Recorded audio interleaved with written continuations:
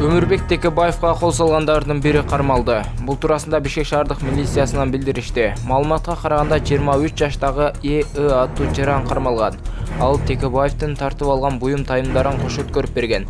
Учурда ал Бишкек милициясынын убактылуу кармоочу жайына киргизилген.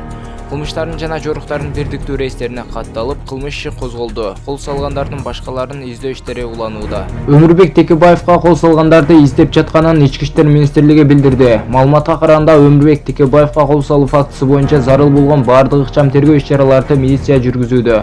Аталган факты кылмыштардын бирдиктүү рейстерине катталып, ички иштер органдары тарабынан бул факты боюнча бардык жагдайлар текшерилип, шектүүлөрдүн өздүгү тактоо жана аларды кармоо максатында ыкчам иликтөө жана тергөө иш-чаралары жүргүзүлүүдө.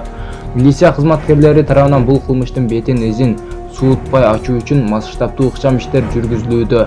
Кылмыштын бетин ачуу министр Улан Ниязбековдун жеке көзөмөлүнө алынды. Видеого лайк басып, жана каналдагы эң туура жазылуучуларыбыздын катарына кошулуп, подписация деген кнопканы басып, жандап коңгуроочуну да басканды унутпаңыздар.